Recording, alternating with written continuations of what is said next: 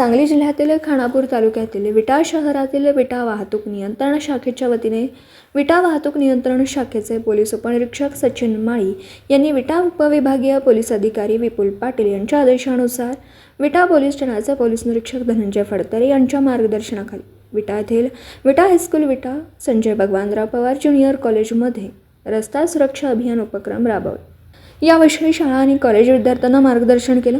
यावेळी या कार्यक्रमास चांगला प्रतिसाद मिळाला।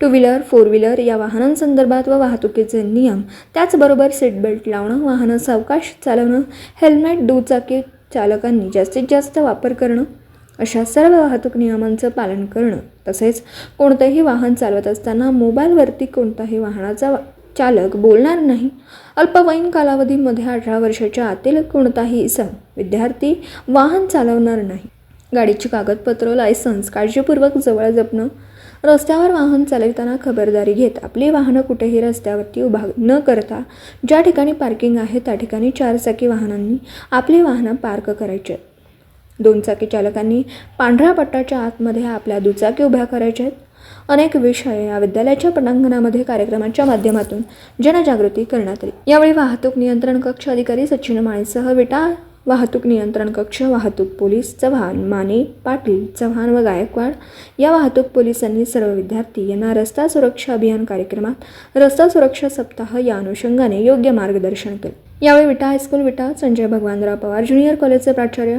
श्री जाधव सर सह सर्व शिक्षक, शिक्षकेतर कर्मचारी, विद्यार्थी, विद्यार्थिनी व कर्मचारी मोठ्या संख्येने उपस्थित होते। यावेळी पोलीस उपनिरीक्षक सचिन माळी विद्यार्थ्यांना म्हणाले, 18 वर्षातील कोणताही शालेय विद्यार्थी रस्त्यावर दुचाकीचा वापर करणार नाही याची दक्षता घेणं गरजेचं आहे। तसेच या वयात सायकलचा वापर नक्की करा असंही यावेळी योग्य मार्गदर्शन।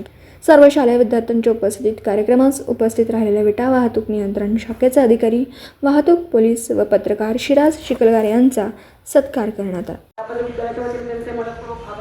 त्याचबरोबर पोलीस हेड कॉन्स्टेबल आदरणीय श्री चव्हाण साहेब यांनी सुद्धा खूप चांगल्या प्रकारे चौक क्रॉस करत असताना जेब्रा क्रॉसिंगवरूनच रस्ता क्रॉस करायचा जेणेकरून कुठेही अपघात होणार नाही। दुसरी गोष्ट, लहान मुलं चालत असताना वाहन चालकही सविस्तर चालतात। जर तुमच्या घरातले कोणी असतील, गाडी चालवत असतील तर ट्रिपल सीट फिरू नये। आणि महत्त्वाची आपण कायदेशीर गुन्हा दाखल करतो आणि चार्जशीट कोर्टामध्ये दाखल केलं जातो। मग आपल्या घरात कुणाच्या नावावर गाडी असते? एक तर आईच्या किंवा वडिलांच्या असते की नाही नावावर गाडी?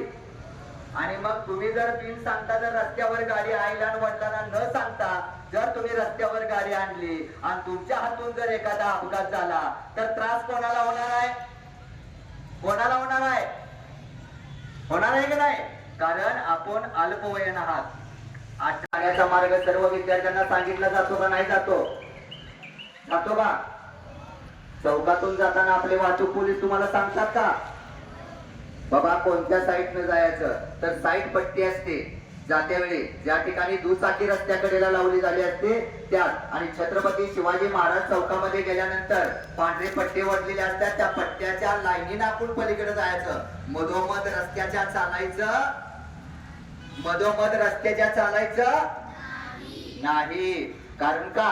तर एखादी दुर्घटना घडू नये यासाठी आपल्याला सूचना दिली जाते। त्याचबरोबर आपण गाडी चालवतो, रस्त्यावर चालवतो का नाही? काही अल्पवयीन चालक आमचे मित्र